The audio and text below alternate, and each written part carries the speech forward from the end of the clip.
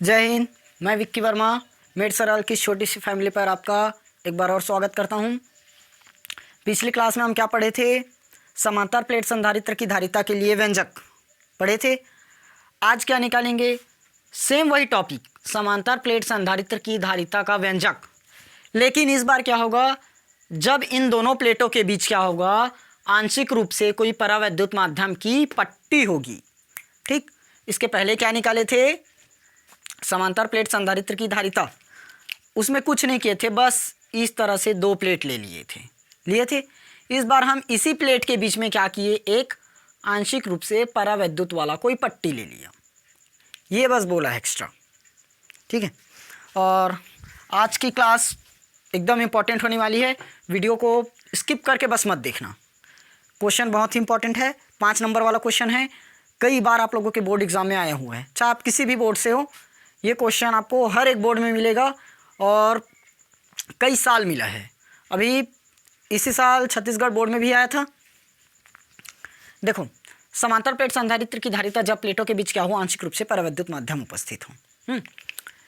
ये हमने समांतर प्लेट लिया, दो प्लेट लिया, क्या, एक्स और वाई। इसके बीच में क्या रख दिया, ये परावैद्युत माध्यम वाला कोई पट्टी रख दिया है, परावैद्युत माध्यम वाला कोई पट्टी है। इतना तक क्लियर हुआ। हमें क्या लिखना पड़ेगा, इसका थ्योरी। सबसे पहले थ्योरी लिखते हैं, हर एक टॉपिक में लिखें। और मैं पहले से ही बता दी हूँ, थ्योरी को हमें रटना नहीं है, थ्योरी को रटना नहीं है, समझना है। अगर डायग्राम याद है तो थ्योरी आराम से याद हो जाएगा, चुटकी में याद होगा। देखो, मैं याद कराऊंगा। देखो, माना एक्स और वाई समांतर प्लेट संधारित्र की दो प्लेट है। माना एक्स और वाई समांतर प्लेट संधारित्र की दो प्लेट है, इतना लिख लिए। माना एक्स और वाई समांतर प्लेट संधारित्र की दो प्लेट है, जिसका क्षेत्रफल हम क्या मान लेंगे, ए। इस प्लेट के बीच का क्षेत्रफल क्या मान लेंगे, ए। और दोनों प्लेट के बीच की दूरी क्या दी गई है, डी। हम जस्ट इसके पहले वाले जो डेरिवेशन है उसमें भी यही लिखे थे। माना एक्स और वाई समांतर प्लेट संधारित्र की दो प्लेट हैं, जिसके बीच का क्षेत्रफल ए और इसके बीच की दूरी डी है। क्लियर हुआ इतना? मेरे ख्याल से तो इतना चित्र को देखकर सब कोई लिख लोगे। मेन है यहाँ, आप देखो, हम क्या करेंगे, इस प्लेट प्लेट एक्स को प्लस क्यू आवेश देंगे। माना प्लेट एक्स को प्लस क्यू आवेश देते हैं, तो प्लेट एक्स पर प्लस क्यू आवेश प्रेरित हो जाता है, तथा प्रेरण की क्रिया के कारण प्लेट वाई के समीपवर्ती तल पर माइनस आवेश तथा दूरवर्ती तल पर प्लस आवेश आ जाता है। तथा वाई का संबंध पृथ्वी से है, अतः वाई का प्लस आवेश पृथ्वी में चला जाता है और वाई पर सिर्फ माइनस आवेश ही रह जाता है। इतना बता देंगे। अब क्या बताओगे, फिर से पैराग्राफ चेंज करोगे। माना एक्स और वाई के बीच टी मोटाई वाला कोई परावैद्युत माध्यम की पट्टी उपस्थित है। क्या उपस्थित है, टी मोटाई की पट्टी उपस्थित है। टी मोटाई की पट्टी उपस्थित है, कौन सी, परावैद्युत माध्यम वाली, जिसका परावैद्युतांक क्या होगा, के होगा। बताओ, यहाँ तक सबका सही है? सबको क्लियर हुआ? देखो, एक बार थ्योरी बोल देता हूँ, अच्छे से समझ में आ जाएगा। सबसे पहले हेडिंग के बाद हमें लिखना है थ्योरी। माना एक्स और वाई समांतर प्लेट संधारित्र की दो प्लेट हैं, जिसका क्षेत्रफल ए और दूरी डी है। इतना लिख लिए। उसके बाद पैराग्राफ चेंज करेंगे, फिर लिखेंगे क्या, माना एक्स को प्लस क्यू आवेश दिया जाता है, तब माना एक्स को यानी कि पहली प्लेट को प्लस क्यू आवेश दिया जाता है, तब उसके पूरे तल पर प्लस आवेश प्रेरित हो जाता है, मतलब धन आवेश प्रेरित हो जाता है, तथा दूरवर्ती तल पर दूरवर्ती तल पर प्लस आवेश और समीपवर्ती तल पर माइनस आवेश आ जाता है। चूंकि इसका संबंध पृथ्वी से है, अतः वाई का प्लस आवेश पूरा पृथ्वी में चला जाता है और वाई पर सिर्फ माइनस आवेश ही रहता है। फिर से पैराग्राफ चेंज करके लिखेंगे। माना एक्स और वाई दोनों के बीच टी मोटाई वाला क्या है, कोई परावैद्युत माध्यम की पट्टी उपस्थित है। एक्स और वाई दोनों प्लेटों के बीच टी मोटाई की पट्टी उपस्थित है, जिसका परावैद्युतांक के है। बताओ, इतना लिख लेंगे? यदि थ्योरी में नहीं लिखाया तब भी लिख लोगे? यस। चलिए, अगर थ्योरी लिख पा रहे हो तो बहुत अच्छी बात है, कोई तकलीफ़ नहीं होगी। यदि थ्योरी नहीं लिख पा रहे हो तो थोड़ा सा मेहनत करना पड़ेगा। चलो मैं थ्योरी बोल देता हूँ, आप लोग नोट कर लो। सबसे पहले हेडिंग करो। हेडिंग करने के बाद लिखो, माना एक्स और वाई समांतर प्लेट संधारित्र की दो प्लेटें हैं जिसका क्षेत्रफल a और इसके बीच की दूरी d है। इतना लिख लिए? ठीक। पैराग्राफ चेंज करो। उसके बाद लिखो, माना प्लेट x को प्लस क्यू आवेश दिया जाता है, तब प्लेट x पर प्लस आवेश उत्पन्न हो जाता है, यानी कि धन आवेश उत्पन्न हो जाता है, तथा प्लेट y पर माइनस आवेश उत्पन्न हो जाता है और इसके दूरवर्ती तल पर प्लस आवेश उत्पन्न हो जाता है। चूंकि y का संबंध पृथ्वी से है, अतः y का प्लस आवेश पृथ्वी में चला जाता है और y पर सिर्फ माइनस आवेश ही रह जाता है। इतना लिख लिए।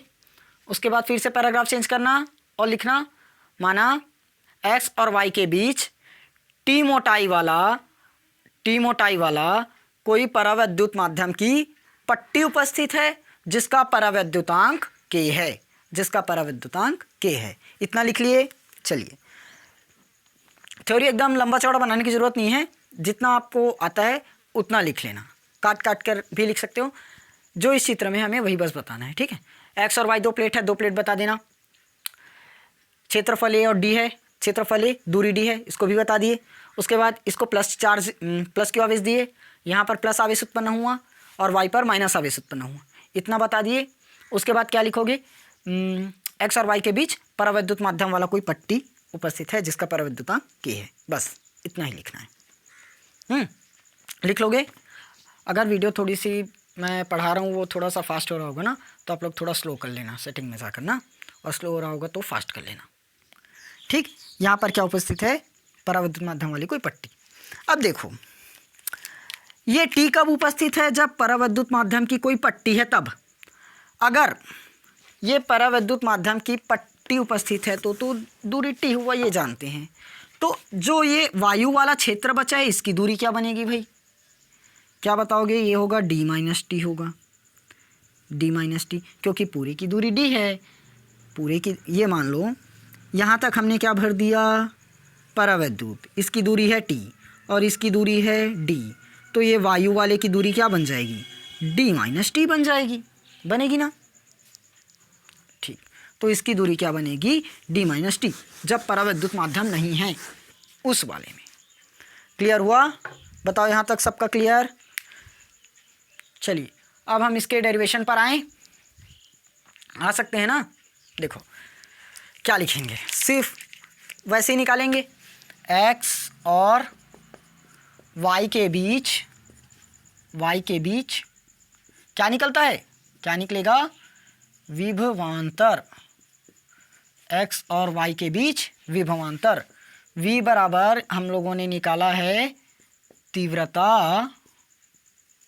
गुणित दूरी। तीव्रता गुणित दूरी मतलब v बराबर e इंटू में d, e इंटू डी। इसको इक्वेशन फर्स्ट नाम दिए। सेम वैसे ही कर रहे हैं जैसे पहले किए थे।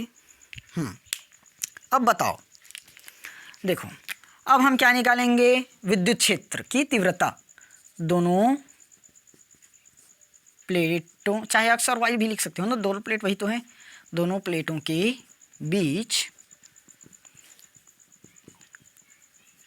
विद्युत क्षेत्र की क्या बनेगी? तीव्रता। दोनों प्लेटों के बीच विद्युत क्षेत्र की तीव्रता। अब देखो, तीव्रता मतलब हम जानते हैं E होता है, बट इस बार ध्यान दो ना, E हमें दो बार निकालना पड़ेगा, E दो बार निकालना पड़ेगा। कब कब निकालना पड़ेगा? जब प्लेट के बीच एक बार क्या है? आंशिक रूप से परावैद्युत माध्यम है, दो बार निकलेगा जब क्या है? परावैद्युत माध्यम उपस्थित है तब। दूसरा, जब प्लेटों के बीच वायु उपस्थित है तब। क्लियर हुआ? देखो, इसके पहले विद्युत क्षेत्र ये नहीं था, इसके पहले ये इतना नहीं था जो समांतर प्लेट वाला पढ़े हैं, तो हमने एक ही विद्युत क्षेत्र निकाला था। अब इस बार क्या निकालना पड़ेगा? दो, क्योंकि ये नहीं था तो एक विद्युत क्षेत्र निकाले, अब ये आ गया तो इसका भी विद्युत क्षेत्र निकालना पड़ेगा, तो 2 ही बनेगा ना। मान लो ये वाला भी नहीं है। पहले व्यंजक में समझते हैं। ये वाला पहला व्यंजक हुआ जिसमें हम लोग ऐसे प्लस के ऑब्वियस दिए थे, तो इसलिए विद्युत क्षेत्र निकाले थे सिग्मा अपॉन एप्सिलॉन नॉट आया था। तो अब मैं क्या किया, इसका तो निकाल दिया, ये लो निकल गया, इतना भी है हमारे पास। ये कब था, जब इसमें क्या हो, वायु है तब। इसमें क्या है, वायु। अब हमने क्या किया, इस पर एक और पट्टी ला दिया। क्या किया, एक और पट्टी ला दिया, तो इसके मध्य भी निकालना पड़ेगा, तो एक और निकलेगा, तो इसलिए एक को निकालना E0 और एक को E1, ठीक है। एक को E0 और एक को E1, या तो E0 और E1 ले सकते हो। चलो E1 निकाले पहले, E0 पहले क्या निकाल लेते हैं, E0। ये कब निकल रहा है, दोनों प्लेटों के बीच विद्युत क्षेत्र की तीव्रता कब निकल रहे हैं, जब वायु हो तब। वायु हो तब दोनों के प्लेटों के बीच क्या है, वायु है, तब निकाल रहे हैं। तो E0 वायु क्या होगी, सिग्मा अपॉन में epsilon not, sigma upon epsilon not. ये हमने क्या निकाला है, विद्युत क्षेत्र सिग्मा अपॉन एप्सिलॉन नॉट, ठीक। अब ये तो जानते हैं, अब भी कल और निकाले थे समांतर प्लेट संधारित्र पर। सिग्मा बराबर Q बटे में A होता है, सिग्मा बराबर Q बटे A। यहाँ रख दें क्या, तो E0 बराबर सिग्मा की जगह रख दो Q अपॉन A और नीचे में एप्सिलॉन नॉट, तो क्या बना फाइनली E0 बराबर Q पूरे के बटे में A को नीचे लेकर आ जाएं क्या, यस आ जाते हैं, तो A इंटू एप्सिलॉन नॉट। आया कि नहीं आया, इतना आया। क्लियर हुआ इतना, यहाँ तक सबको क्लियर। क्या किए देखो, दोनों प्लेटों के बीच हमने क्या निकाला, विद्युत क्षेत्र की तीव्रता। जब दोनों प्लेटों के बीच क्या है, वायु उपस्थित है तब। वायु उपस्थित है तब सिग्मा अपॉन एप्सिलॉन नॉट हुआ, ये हमारा विद्युत क्षेत्र। इसके पहले भी निकाले हैं समांतर प्लेट में। अब सिग्मा का मान हम लोग जानते हैं, Q अपॉन A निकाल चुके हैं पहले पिछले चैप्टर में। तो यहाँ पर सिग्मा की जगह क्या रख देंगे, Q बटे में A, Q बटे में A रखे और नीचे में एप्सिलॉन पहले से है रख दिए, तो A नीचे आ जाएगा, Q upon A epsilon not आया। इतना तो हम लोग पहले से ही निकाल चुके हैं, अब देखो, दो प्लेटों के बीच विद्युत क्षेत्र की तीव्रता कब निकाले थे, जब वायु हो तब, जब वायु हो था तब। अब क्या निकालेंगे, दोनों प्लेटों के बीच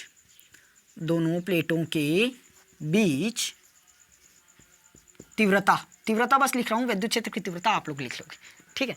चलो, वायु था तब निकाले। अब क्या निकालेंगे, जब ये अभी यहाँ पर एयर था, यहाँ क्या था, एयर।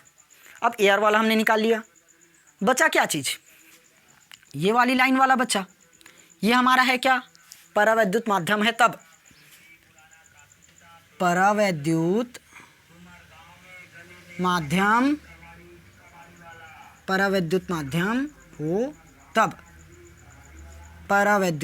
हो तब। यहाँ तक क्लियर हुआ कि नहीं हुआ, इतना बता रहा हूँ, अच्छे से तैयार करना ना। परावैद्युत माध्यम हो तो अभी क्या दिए थे, E दिए थे, E0। अब E1 दे देते हैं, क्योंकि दोनों को E नाम दोगे कंफ्यूज हो जाएंगे ना कि कौन सा वाला परावैद्युत वाला है, कौन सा वाला वायु वाला है। इसीलिए एक को E0 किए, एक को E1 किए, ठीक। बनेगा तो same, sigma upon epsilon not आएगा कि नहीं आएगा, आएगा।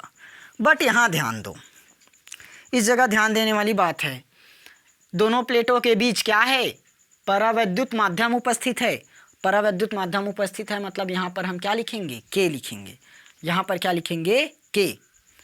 समझ में आया, K क्यों लिखे, क्योंकि परावैद्युत माध्यम उपस्थित है तब, ठीक। चलिए, अब इस चित्र को मुझे ना मिटाना पड़ेगा, चित्र को मिटाना पड़ेगा। चलो थोड़ा सा इधर और जमा लेते हैं, आ जाएगा।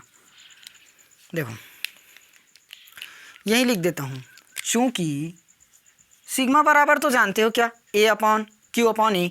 यहाँ रखो ना, E1 बराबर, इसकी जगह सिग्मा की जगह क्या रखना है, Q बटे में A। तो मैं क्या रख दूंगा, Q बटे में A एप्सिलॉन नॉट के आएगा। देखो सिग्मा की जगह हमने क्या रखा, क्यू अपॉन ए, नीचे में एप्सिलॉन था, एप्सिलॉन लिखे, तो सिग्मा की जगह यहाँ लिख देता हूँ, चलो E1 सिग्मा की जगह रखे क्यू अपॉन ए, नीचे में एप्सिलॉन नॉट के है। E1 का E1 सिग्मा था, सिग्मा बराबर हम लोग जानते हैं, देखो क्यू बटे में ए होता है, सिग्मा बराबर क्या होता है, क्यू बटे में ए, तो इस सिग्मा की जगह क्या रखा, क्यू बटे में ए लिखे, नीचे में एप्सिलॉन नॉट के है, नीचे में एप्सिलॉन नॉट के लिखे हुआ। फिर E1 का मान देखो क्यू ऊपर में है, क्यू ऊपर में रखे, ए तो नीचे में आ जाएगा, तो ए एप्सिलॉन नॉट के बचा, ए एप्सिलॉन नॉट के बचा। यहाँ तक क्लियर? क्लियर। चलो अब इन दोनों का मान किसका किसका, ये ई नॉट वाला का, ये ई नॉट का और E1 का कहाँ रखना पड़ेगा, इस इक्वेशन फर्स्ट में रखेंगे। यहाँ किसका मान रखें बताओ तो, E0 का रखें कि E1 का रखें? अब बोलोगे दोनों ही रखना है, क्योंकि हम वैद्युत, हमें क्या निकालना है, विभवांतर निकालना है, दोनों ही निकलेगा। विभवांतर कब कब निकलेगा, जब यहाँ पर वायु उपस्थित है तब, और एक बार पर वैद्युत उपस्थित है तब। तो मिटाएं इसको, स्क्रीनशॉट ले लिया करो ना तुरंत, इधर का नहीं मिटा सकता अभी चित्र, क्योंकि चित्र में मुझे थोड़ा सा और बताना है, चित्र का काम और है थोड़ा सा। चलिए तो ये हो गया V, E का मान ये है Q अपॉन में ए एप्सिलॉन नॉट, इनटू में है D, ये रख दिए D, ठीक, एक रख दिए D, एक का मान रख दिए, प्लस फिर से ये वाला रखना है Q upon A epsilon not के इंटू में D, इंटू में D। बट क्या ये सही है, बताओ क्या ये सही है, जल्दी बताओ। नो, ये अभी सही नहीं है, ये अभी सही नहीं है। क्यों सही नहीं है भाई, क्यों सही नहीं है बताओ, सही क्यों नहीं है, सही क्यों नहीं है? देखो एक बात बताओ, E1 निकाले हैं, E1 निकाले हैं, ये है किस चीज़ का E1, E1 है किस चीज़ का बताओगे, परावैद्युत माध्यम की कोई पट्टी है तब, क्योंकि के लिखे हैं, के मतलब परावैद्युत माध्यम की पट्टी है तो परावैद्युतांक होगा, ठीक। ये कब के लिए है, जब क्या हो, परावैद्युत उपस्थित है तब, परावैद्युत उपस्थित है तब, तो परावैद्युत उपस्थित है तो ये वाला हुआ। अब परावैद्युत उपस्थित है तो उसकी दूरी भी निकालनी पड़ेगी, तो परावैद्युत की दूरी देखो ना क्या दिया है, साफ साफ तो दिया है, परावैद्युत की दूरी T दिया है, तो यहाँ हम लोग D क्यों लिए, यहाँ क्या लेना पड़ेगा, हमें T लेना पड़ेगा, इस जगह क्या लेना पड़ेगा, T। समझ में आया? के वाला हमारा किसके लिए है, के कब लिए हैं, जब परावैद्युत उपस्थित है तब, के कब लिए, जब परावैद्युत उपस्थित है तब, और परावैद्युत उपस्थित है तो हमने उसकी मोटाई यानी कि दूरी क्या लिया, T लिया, तो इसलिए यहाँ पर दूरी क्या बनी, इसकी T बनी। अब ध्यान दो, ये इतना स्थान कौन घेर लिया, T घेर लिया, T वाला दूरी, ठीक, ये पूरा स्थान किसने घेर लिया, T ने घेर लिया। अब ये तो वायु वाला बचा है, क्या यहाँ पर वायु उपस्थित है तो, और अब भी मैं दूरी निकाल कर दिखाया था, ये मान लो इतना में परावैद्युत उपस्थित है तब, तो इसकी दूरी T और इस पूरे की दूरी है D, तो ये वायु वाले की दूरी क्या बनेगी, D माइनस में T। मान लेते हैं इसको 8 है, ये 3 है, तो 8 में से 3 घटाएंगे तभी तो इसकी दूरी 5 निकलेगी, क्या मतलब D में से T को घटाए, D में से T को घटाए तब वायु वाले के लिए निकला, और ये हमारा वायु वाले के लिए ही था, तो वायु वाले की दूरी क्या बनेगी, D माइनस T बनेगी, वायु वाले के लिए दूरी D माइनस में T आएगा, ये लो, ठीक। इतना क्लियर हुआ कि नहीं हुआ, आप बताओ, क्लियर हुआ? यदि अभी भी आप लोगों को समझ में नहीं आया होगा तो प्लीज़ हाथ जोड़कर निवेदन है, वीडियो को थोड़ा सा पीछे कीजिए और एक बार और समझिए उस जगह को, ठीक है। चलिए अब देखो V, Q upon A epsilon not इसमें भी है, Q upon A epsilon not इसमें भी है, निकाल दे क्या, Q upon A epsilon not बाहर आया, K तो दोनों में नहीं है, K दोनों में है क्या, नहीं है, K को बाहर करेंगे क्या, नहीं कर सकते, तो अंदर में क्या बचा, यहाँ पर डी माइनस में टी बचा, प्लस है तो प्लस लगाए, इस जगह पर क्या बचा, इनटू में टी बचा, और नीचे में के भी बचा है। के को हमने बाहर ही कहाँ किया है, के को तो बाहर ही नहीं किया है। इतना तक समझ में आया कि नहीं आया? आया। अब चित्र मिटा देते हैं, चित्र का काम हो गया। इतना ही समझाना था मुझे इसमें चित्र। अब चूंकि C बराबर हम जानते हैं Q के बटे में V होता है, C बराबर क्या होता है, Q बटे में V, तो C का C लिखे, Q का मान तो हमें दिया नहीं है तो Q बराबर Q ही लिखे, V का मान तो निकाले हैं, V का मान निकाले हैं Q बटे A epsilon not D minus T plus में T बटे में K, प्लस में T बटे में K होगा। यस, Q से Q को हम काट भी सकते हैं ऐसे, तो C बराबर क्या बचा, A एप्सिलॉन नॉट ऊपर जाएगा, A एप्सिलॉन नॉट ऊपर गया, नीचे में क्या बचा, D माइनस टी प्लस में T बटे में K, D minus T plus में T बटे K होगा। यस होगा। अब यहाँ से एक चीज़ और कर सकते हो, इसमें भी T दिख रहा है, इसमें भी T है, नहीं तो यहीं रख दो ना आंसर, ये इतना भी सही है, लास्ट में लिख लेना यही अभीष्ट व्यंजक है। ठीक है, समझ में आया? यदि इसको और सॉल्व करोगे तो ये वाला लाइन बस बता रहा हूँ, D माइनस ये D माइनस T बटे में K होगा, ऊपर में A एप्सिलॉन नॉट। ये लो, अगर हम लोग कॉमन कर दिए तो माइनस को कॉमन कर दिए, ये माइनस वाला को अंदर लेकर चले गए, अभी भी वहीं से निकलेगा ना, अभी भी वहीं से निकलेगा। हमने क्या किया, सिर्फ D को यहीं रखे, T वाले को अंदर लेकर चले गए। ठीक है, तो फाइनली ये व्यंजक आप लोगों का ख़त्म, ये निकला। मोस्ट इम्पॉर्टेंट है ना, कई बार आया है पेपर में, अच्छे से तैयार करोगे इसको। यदि तैयार नहीं हुआ मतलब यहाँ से आप लोगों का नंबर कट सकता है। ठीक है, चलिए अब हम थोड़ा सा इसकी प्रभावित करने वाले कारक समझते हैं। मिटा दें, स्क्रीनशॉट ले लो, ले ली।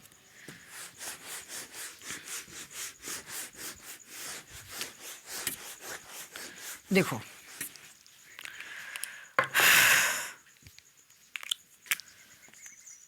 प्लेटों की संधारित्र की धारिता को